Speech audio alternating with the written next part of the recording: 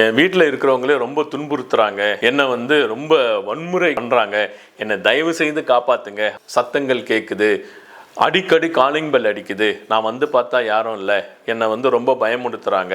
ஃபேமஸாக இருக்கிற வரைக்கும் பேரும் புகழும் பணமும் இருக்கின்ற வரைக்கும் யாருக்குமே எதுவுமே தெரியாது. அந்த ஒரு ஸ்டேஜில் இருந்து கொஞ்சம் இறங்கும் போது, அதாவது வாய்ப்புகள் கிடைக்கல, பணம் கிடைக்கல அப்படின்னும் போது அவங்க சைக்கலாஜிக்கலாக சில அஃபெக்ட் ஆகிடுவாங்க. சோஷியல் செக்யூரிட்டியை அவங்க கிரியேட் பண்ணுறாங்க.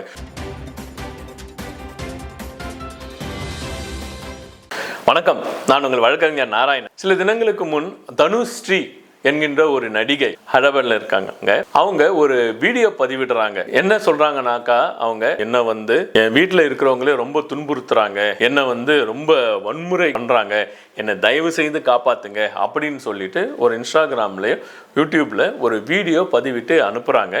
அந்த வீடியோ வைரல் ஆகுது. அதை பற்றி நிறைய பேர் கமெண்ட் சொல்கிறாங்க. அதில் என்ன சொல்கிற வராங்கனாக்கா, அவங்க போலீஸ் வந்து என்னை காப்பாற்றுங்க அப்படின்ற மாதிரி இந்த வீடியோ பதிவிடுறாங்க. இதில் நம்ம சொல்ல வேண்டிய கருத்து என்னன்னாக்கா, முதலில் அதாவது அந்த மீட்டூங்கிற ஒரு கம்ப்ளைண்ட் கொடுத்ததுல இந்த தனுஷி என்பவங்க தான் முதலாக இருக்கிறாங்க அப்படின்றது இதில் பார்க்க வேண்டியிருக்கு. நம்ம ஏற்கனவே சில நடிகைகள் பற்றி நம்ம பேசியிருக்கோம். அதாவது அவங்க சைக்கலாஜிக்கலாக எப்படி அஃபெக்ட் ஆவாங்க அப்படின்ற பற்றி பேசியிருக்கோம். அதை நம்ம திரும்ப இந்த இடத்துல ஒரு சின்ன வாக்கியத்தில் சொல்கிறேன்.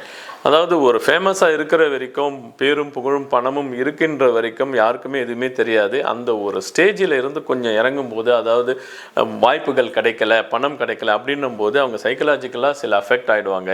அவங்க இருக்கிறது ஓன் ஃப்ளாட். அந்த ஃப்ளாட்டில் எனக்கு சில அமானுஷ்யமான சத்தங்கள் கேட்குது, அடிக்கடி காலிங் பெல் அடிக்குது, நான் வந்து பார்த்தா யாரும் இல்லை, என்னை வந்து ரொம்ப பயமுடுத்துறாங்க அப்படின்ற மாதிரிலாம் சொல்கிறாங்க. இது வந்து அவங்க இருக்கிறது ஒரு தனி வீடு அல்ல, ஒரு ஃப்ளாட்டில் இருக்கிறாங்க. அந்த இடத்துல இருக்கும்போது அவங்க வீட்டுக்குள்ளே மட்டும் அவங்களுக்கு ஒரு அமானுஷ்யமான ஒரு சத்தம் கேட்குது அப்படின்ற மாதிரி அவங்க ஃபீல் பண்ணுறாங்க. நிறைய பேர் என்னை டார்கெட் பண்ணி என்னை துன்புறுத்துறாங்க அப்படின்ற மாதிரி சொல்கிறாங்க. இது சாத்தியமா அப்படின்னு பார்த்தாக்கா, சைக்கலாஜிக்கலாக இது சாத்தியப்படலை. ஏன் அப்படி சொல்கிறோம்னாக்கா, அவங்க இருப்பது ஃப்ளாட்டு, நிறைய பேர் வந்துட்டு இருப்பாங்க, போயிட்டு இருப்பாங்க. அந்த இடத்துல அவங்களுக்கு மட்டும் ஒரு சவுண்டு கேட்கறது சாத்தியமில்லை. மேலும் காலிங் பெல் அடிச்சுட்டு போகிறாங்கன்னா, இது உண்மையாக இருக்கலாம், யாராவது சின்ன பசங்களோ வெறுப்பேற்றணுன்றதுக்காக கூட அந்த மாதிரி பண்ணலாம். ஆனால் ஒரு வருடமாக எல்லாரும் வந்து காலிங் பெல் அடிச்சுட்டு போக மாட்டாங்க. ஸோ இதில் என்ன நம்ம பார்க்க வேண்டியிருக்குனாக்கா, அவங்களுக்கு ஒரு இன்செக்யூரிட்டி இருக்கிறதா நம்ம ஃபீல் பண்ணுறோம். இன்செக்யூரிட்டின்றதுனா என்ன, அவங்களுக்கு ப்ராப்பராக ஒரு அவங்களுடைய கேர் எடுத்து பண்ணுறதுக்கு ஆள் இல்லை, ஒரு அன்பு அவங்களுக்கு கிடைக்கல அப்படின்ற ஒரு பட்சத்தில் என்னன்னா, சைக்கலாஜிக்கலாக அவங்க அஃபெக்ட் ஆகி ஏதோ ஒரு சவுண்டு கேட்குது, ஏதோ ஒரு அமானுஷ்யமான ஒரு சவுண்டு என் காதில் கேட்குது அப்படின்ற மாதிரி அதையே நினச்சி அதாவே மாறிடுவாங்க.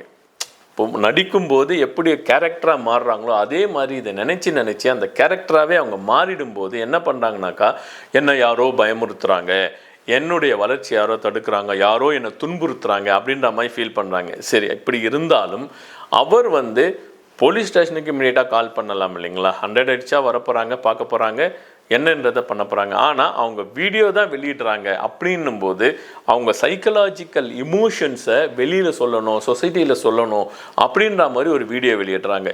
அந்த வீடியோ பார்க்குற மக்கள் பார்த்தாங்கனாக்கா அவங்களுக்கு ஒரு சாட்டிஸ்ஃபேக்ஷன், ஓகே பரவாயில்ல, இத்தனை பேருக்கு நம்ம சொல்லிட்டோம், யாராவது வந்து நம்ம ஹெல்ப் பண்ணுவாங்க அப்படின்ற மாதிரி ஒரு சோஷியல் செக்யூரிட்டியை அவங்க கிரியேட் பண்ணுறாங்க.